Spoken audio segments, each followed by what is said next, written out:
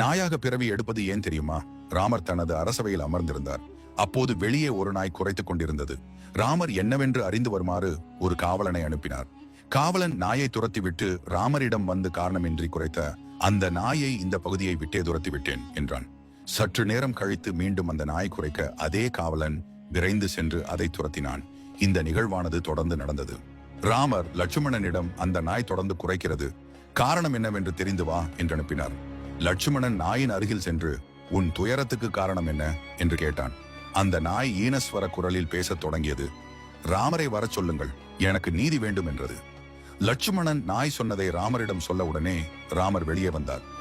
எனது ராஜ்யத்தில் காரணமின்றி எவரும் துயரப்படக்கூடாது. நீ எவ்வித தயக்கமும் இன்றி உன் துயரத்தை சொல் என்றார். அந்த நாய் பணிவுடன் ராமரை வணங்கி பேசத் தொடங்கியது. என்னை சந்நியாசி ஒருவர் கல்லால் அடித்து காலை உடைத்து விட்டார். அதை முறையிடவே இங்கு வந்தேன். எனக்கு நீதி வேண்டும் என்று வேதனையுடன் கூறியது. ராமர் சந்நியாசியை அழைத்து வர உத்தரவிட்டார். அங்கு அழைத்து வரப்பட்ட சந்நியாசியிடம் இந்த நாயை ஏன் கல்லால் அடித்தீர்கள் என்று விசாரித்தார். அதற்கு சந்நியாசி, நான் பிச்சை வாங்கி வரும்போது இந்த நாய் எனது பிச்சன்னத்தை தொட முயற்சி செய்தது. அப்போது நான் மிகவும் பசியுடன் இருந்ததால் இந்த நாய் மீது எனக்கு கோபம் ஏற்பட்டது. எனவே அதன் மீது கல் எறிந்தேன் என்றார். ராமர் புன்னகை மாறாத முகத்துடன் அவரை நோக்கி, இந்த நாய் 5 அறிவு படைத்த பிராணி. தனக்கு தேவையான உணவை சமைக்கவோ உருவாக்கி கொள்ளவோ தெரியாது. பார்க்கும் உணவை சாப்பிடுவது 5 அறிவு படைத்த பிராணிகளுக்கு உண்டான விதி.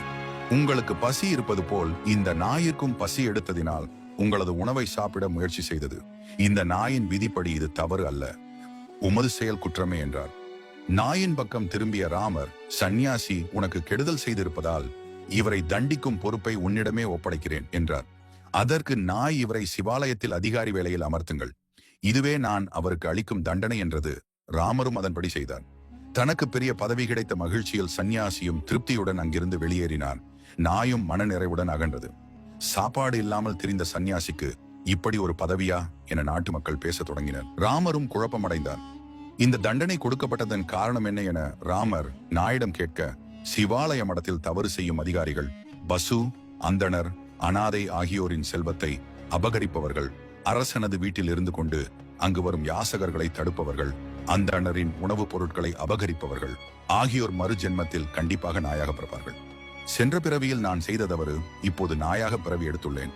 எனவேதான் சந்நியாசிக்கு இப்படி ஒரு தீர்ப்பு வழங்கினேன். இந்த ஜென்மத்தில் எனது பசிக்கு உணவு தராமல் தவறு செய்த சந்நியாசி சிவாலய பணியில் இருந்து நல்ல விதமாக பணி செய்தால் என்னை அடித்த பாவம் தீர்ந்து நன்மை அடைவார். ஆசையின் காரணமாக ஏதேனும் தவறு செய்தால் மீண்டும் பாவம் செய்து நாயாக பிறப்பார் என்று கூறியது. அங்கு கூடியிருந்த அனைவரது சந்தேகமும் தீர்ந்தது.